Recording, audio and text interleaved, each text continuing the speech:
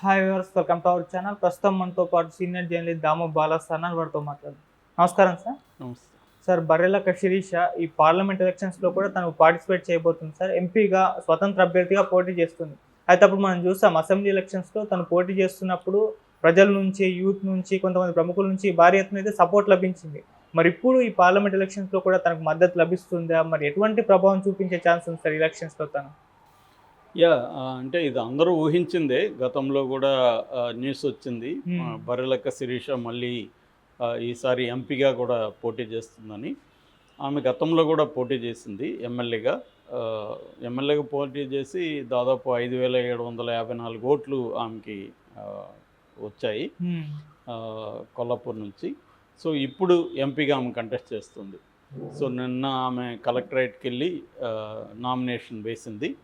So ఈ సందర్భంగా మీడియాతో మాట్లాడింది. ఆమె మీడియాతో కొన్ని విషయాలు పంచుకుంది. అందులో ప్రధానంగా ఏంటంటే, మళ్ళీ తను ఎందుకు వేస్తున్నా అంటే, నిరుద్యోగ సమస్య కోసమే నేను అప్పుడు నిరుద్యోగ సమస్యను హైలైట్ చేయాలి అనే ఉద్దేశంతోనే వేశాను. నేను ఒక నిరుద్యోగుల ప్రతినిధిగా ఆ పని చేశాను. ఎందుకంటే నాకు కూడా ఉద్యోగం రాయలేదు, నాకు ఈ నోటిఫికేషన్ రాలేదు. అందువల్ల నేను జాబ్స్ తెచ్చుకోలేకపోయాను. కాబట్టి నేను బర్రెలు మేపుకున్నాను. సో వాళ్ళకు ఒక ప్రతినిధిగా, ఎందుకంటే ఎంతోమంది ఆత్మహత్య చేసుకున్న నిరుద్యోగులు, ఎగ్జామ్స్ పేపర్ లీకేజ్ కావడం ఇవన్నీ. సో దానివల్ల నేను వేస్తాను అని చెప్పింది. దాంతో అప్పట్లో ఏంటంటే, బిగినింగ్లో ఆమెకి ఏం పెద్ద ఎవరు కూడా సపోర్ట్ రాలేదు. మెల్లగా కొంత స్టూడెంట్ యూనియన్స్ నుంచి, నిరుద్యోగ సెక్షన్ నుంచి ఆమెకి మద్దతు రావడం మొదలుపెట్టింది. అది మెల్లమెల్లగా వచ్చి స్ప్రెడ్ అయింది బాగా. ఓకే.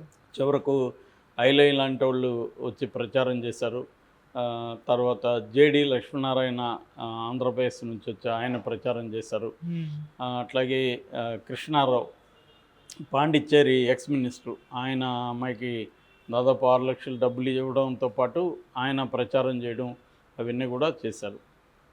సో దాదాపు అప్పట్లో కొన్ని కోట్లు వచ్చాయి ఆమెకు ఫండ్ అనేది పుకారు జరిగింది. దాని మీద కూడా ఆమె సమాధానం ఇచ్చింది. నాకు 20 లక్షలు ఫండ్ వచ్చింది, అందులో ఎలక్షన్కి కూడా మ్యాక్సిమం ఖర్చు పెట్టాను. సో నాకేమీ మీరు అనుకున్నంత డబ్బులేమి రాలేదు అనేది కూడా ఆమె చెప్పింది. సో మేబీ అది ట్రూ కూడా అయి ఉండొచ్చు. ఎందుకంటే అంత పెద్ద ఫండ్ ఇచ్చేసే పరిస్థితి కూడా ఏమి లేదు ఇవాళ. సో ఏదేమైనా ఆమెకి కొంత సపోర్ట్ అయితే వచ్చింది. ముఖ్యంగా మీడియాలో హైలైట్ అయింది బాగా. బర్రెలక్క అంటే వెరీ సెలబ్రిటీ అయిపోయింది, మీడియా సెలబ్రిటీ. అయితే మీడియా సెలబ్రిటీ అయిందే కానీ దాని నుంచి ఆ అమ్మాయికి పెద్ద ఆఫర్లు రావడం కానీ అవేమి జరిగినట్టుగా మనకు కనబడలేదు. అంటే అదే ఎగ్జాంపుల్ మనం కుమారి ఆంటీకి ఇస్తే, కుమారి ఆంటీ కొంత సీరియళ్ళల్లో అక్కడ ఇక్కడ వెళ్తుంది. ఈమెకి అటువంటి ఏమీ కలగలేదు. మధ్యలో 1-2 పిలిచారు షోలకు, కానీ పెద్దగా రాలేదు.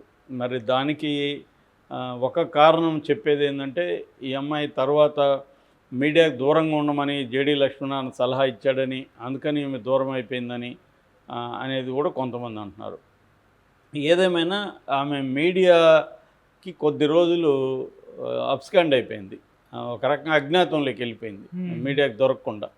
దానివల్ల కూడా ఆమెకు ఆపర్చునిటీస్ రాకపోయిండొచ్చు. ఎందుకంటే మనకి ఫ్రేమ్లో ఉంటేనే జనం గుర్తిస్తారు. ఫ్రేమ్ అవుట్ ఆఫ్ ఫ్రేమ్ అయ్యిద్దంటే out of sight is out of mind అని పాత సామెత ఉంది.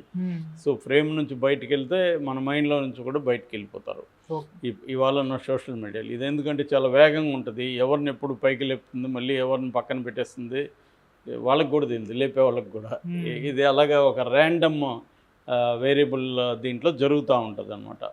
సో ఈ క్రమంలో ఆమె చేయలేదు. దాని తర్వాత కనీసం రేవంత్ రెడ్డి ప్రభుత్వం వచ్చినాక రేవంత్ రెడ్డి ప్రభుత్వానికి అప్పీల్ చేయడం కానీ, నిరుద్యోగుల్ని పోగేసుకొని వెళ్ళి ఒక ప్రకటన ఇవ్వడం కానీ, అంటే ఏదైతే బీఆర్ఎస్ ప్రభుత్వంలో నిరుద్యోగులకి అన్యాయాలు జరిగినాయో దాన్ని కరెక్ట్ చేయమని చెప్పడం కానీ, ఈ రంగాల్లో ఉద్యోగాలు ఉన్నాయి దాన్ని ఫిలప్ చేయమని కానీ, ఇటు ఒక సిస్టమేటిక్గా ఏమీ అమ్మాయి పనిచేయలేదు. అంటే ఒక ఎన్నికల్లో పోటీ చేయడం తప్ప నిరుద్యోగుల కోసం అంతకుముందు కూడా ఏమీ చేయలేదు అమ్మాయి. ఏ రకమైన ఉద్యమాల్లోకి పార్టిసిపేట్ కాలేదు. ఏ రకంగా ఇప్పుడు ఆ అమ్మాయి ప్రవల్లిక ఆత్మహత్య చేసుకుంది, ఆ టైంలో కూడా ఈ అమ్మాయి వెళ్ళి కానీ మాట్లాడడం కానీ ఏమీ చేయలేదు. కనీసం ఒక వీడియో కూడా దాని మీద పెట్టలేదు. అంటే ఈ అమ్మాయి ఎక్కడా కూడా నిరుద్యోగ సమస్యల మీద ఇటు సోషల్ మీడియాలో కానీ ఇటు బయట ప్రజాక్షేత్రంలో కానీ ఈమె పనిచేసినట్టుగా ఎక్కడ ఏమీ దాఖలాలు లేవు. ఓకే. సో ఓన్లీ ఏంటంటే ఎలక్షన్ టైంలో ఒక సెన్సేషన్ లాగా వచ్చింది. దాని తర్వాత కూడా సైలెంట్ అయిపోయింది. సైలెంట్ అయ్యి ఆ అమ్మాయి పనులలో ఉండిపోయింది. ఈ లోపల మ్యారేజ్ చేసుకుంది. సో అది ఆ మ్యారేజ్ చేసుకున్న తర్వాత మాత్రమే ఆ టైం మ్యారేజ్తో ఆమె నిశ్చితార్థం కూడా మీడియాకి దూరంగా ఉండింది. మ్యారేజ్ కూడా ఆమె వీడియో చేసి మీడియాకి ఇచ్చింది. అంటే తన దాంట్లో పెట్టుకుంటుంది, అది మీడియాలో వచ్చిందనమాట. సో అదొకటి. రెండోది, ఆమెకి యూట్యూబ్ ఛానల్ ఉండడం వల్ల కూడా మిగతా యూట్యూబ్ ఛానల్కి ఇవ్వడానికి కూడా ఆమె పెద్దగా ఇష్టపడలేదు. ఎందుకంటే తన యూట్యూబ్ ఛానల్లోనే పెట్టుకుంటే తనకే రెవెన్యూ వస్తుందని కూడా ఆలోచించి ఉండే అవకాశం ఉంది. ఏదేమైనా ఆమెకు వచ్చిన ఒక స్పీర్ వచ్చింది, ఆమెకి ఒక కొంతవరకు వచ్చింది కదా, దాన్ని ఎక్స్టెండ్ చేయడం, దాన్ని హైట్స్కి నెక్స్ట్ హైట్కి తీసుకుపోవడం అనే పని ఆమె చేయలేదు. అందువల్ల ఆమెకి ఏమైందంటే వచ్చిన ఇది అక్కడ తాగిపోయింది. సో ఒక దశలో ఏమైందంటే అసలు ఈమె ఆంధ్రాకి కూడా వెళ్తుంది, అక్కడ కూడా కొంతమంది పోటీ చేయబోతున్నారు. ఎందుకంటే జగన్ కూడా ఈమె పేరు అక్కడ తీశాడు. రెండోది ఏంది, ఈమెకు వచ్చిన ఒక రికార్డ్ ఏంటంటే ఇక్కడ జనసేన తరపున నుంచి మొత్తం 8 మంది పోటీ చేస్తే 7 మందికి ఈమె కంటే తక్కువ ఓట్లు వచ్చాయి. మళ్ళీ పవన్ కళ్యాణ్ ప్రచారం చేస్తే కూడా ఆ రకంగా దీన్ని జగన్ కూడా అక్కడ హైలైట్ చేశాడు.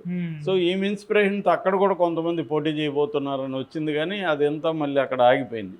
అంటే ఇదేదో వన్ ఆఫ్ ఏ కైండ్ అంటాం, అంటే ఏదో ఒకసారి అలా వచ్చి మాయమైపోయినట్టుగా ఈ అమ్మాయి మాయమైపోయింది. ఇప్పుడు మళ్ళీ ఎంపీగా ఆమె నామినేషన్ వేసింది. ఇప్పుడు మళ్ళీ అలాంటి మద్దతు వస్తుందా అంటే నాకైతే ఇప్పటివరకు అటువంటిది లేదు. ఎందుకంటే ఇంక 20 రోజులు కూడా ఎన్నికలు లేవు. సో ఇప్పటికిప్పుడు ఆమెకి ఇటువంటి మద్దతు వచ్చే అవకాశం అయితే కనిపించలేదు. ఎందుకంటే ఈమె మీద ఏదో హోప్ పెట్టుకున్నారు. ఈమె నిరుద్యోగులు వేసిందంటే నిరుద్యోగులందరికీ కూడా ఒక హోప్ వచ్చింది. నిరుద్యోగుల్లో నిరాశ నిస్పృహలు ఉన్నాయి, బీఆర్ఎస్ మీద వ్యతిరేకత ఉంది. ఈ అట్మాస్ఫియర్ అంతా, ఈ ఎన్విరాన్మెంట్ అంతా, సోషల్ ఎన్విరాన్మెంట్ పనిచేసింది అప్పుడు. ఇప్పుడు ఏంటంటే ఆ ఎన్విరాన్మెంట్ లేదు. కాంగ్రెస్ వచ్చింది, మెగా డిఎస్సి అవన్నీ పెడతానని చెప్తుంది. సో కాంగ్రెస్ కొన్ని ఉద్యోగాలు ఇచ్చానని క్లెయిమ్ చేసుకుంటుంది. సో ఇలాగా ఇప్పుడు ఏంటంటే బీఆర్ఎస్ ప్రభుత్వం మీద ఉన్నంత వ్యతిరేకత కాంగ్రెస్ ప్రభుత్వం మీద లేదు. ఇంకా టైం ఉందన్నమాట. సో అందుకని ఈ నేపథ్యంలో ఈమెకు నాకు తెలిసి అసెంబ్లీ ఎన్నికల్లో వచ్చిన మద్దతు కావచ్చు, డబ్బు కావచ్చు, అవన్నీ వచ్చే అవకాశం లేదు. మరి ఆమె ఏమీ ఆశించి ఇది చేస్తుందనేది తెలీదు. సో నిరుద్యోగుల తరపున అంటుంది, కానీ ఓన్లీ ఎలక్షన్లో మాత్రమే కనబడితే లాభం లేదు. ఎందుకంటే ప్రజల్లో తిరగాలి. అప్పుడు కనీసం ఆ మాత్రం ఓట్లు వచ్చాయంటే కొంతవరకు దళిత సెక్షన్లు కావచ్చు, యూత్ కావచ్చు, నిరుద్యోగులు కావచ్చు, చదువుకుంటున్న పిల్లలు కావచ్చు, వీళ్ళంతా ఐడెంటిఫై అయ్యారు. ఎక్కడెక్కడి నుంచో వచ్చి ప్రచారాలు చేయడం ఇవన్నీ కొంత పనిచేసింది కాబట్టి ఆ మేరకు ఓట్లు వచ్చాయి. ఇప్పుడు ఆ మేరకన్నా వస్తాయా అనేది డౌటు. రెండవది, ఆమెకు ఇంతకు ముందులాగా ఈ సెక్షన్స్ మళ్ళీ వెళ్ళి ఐలే వెళ్తాడా? జేడీ అయితే వెళ్ళడు, ఎందుకంటే ఆయనకు అక్కడ పార్టీ పెట్టుకున్నాడు. సో కాబట్టి ఆయన రాడు. ఇంకెవరు వస్తారు? కృష్ణారావు కూడా నాకు తెలిసి ఇప్పుడు మళ్ళీ వస్తాడని నేను అనుకోవట్లేదు. ఎందుకంటే వీళ్ళకి ఏదో హోప్ వచ్చింది. ఒక అమాయకంగా ఎంఐ ఫైట్ చేస్తుంది, మనం చాలా నాలెడ్జ్ ఉండి కూడా ఒక రకమైన పెసిమిజంతో సైలెంట్గా ఉండిపోయినాం కేసీఆర్ రిజైమ్ మీద అనేది వచ్చింది. కేసీఆర్ ఓడిపోయాడు. ఓడిపోయినాక ఇప్పుడు రేవంత్ రెడ్డి ప్రభుత్వం మీద ఆ స్థాయిలో లేదు. ఎందుకు లేదంటే ఆయన 4 నెలలు అయింది, ఈ లోపల ఎన్నికల కోడ్ వచ్చింది. ఇంకా చేయాలనుకున్నవి చేస్తారా లేదా తెలియడానికి ఇంకొక 3-4 మంత్స్ అన్న మినిమం వెయిట్ చేయాలి కదా. ఇప్పుడే రేవంత్ రెడ్డి ప్రభుత్వం చాలా ఘోరంగా ఉందని కేసీఆర్ చెప్పినట్టుగా ప్రజలు అనుకోవట్లేదు. ఆ ట్రెండ్ అయితే ఇప్పుడేం కనిపించట్లేదు. కాబట్టి ఈమె వన్ ఆఫ్ ఏ కైండ్ ఇదని చెప్పచ్చు తప్ప ఒక సస్టైనబుల్గా, అంటే ఒక కన్సిస్టెంట్గా ఈమె నిరుద్యోగుల తరపున పోరాడే పరిస్థితి అయితే నాకైతే ఏం కనిపించట్లేదు. Okay sir, thank you so much.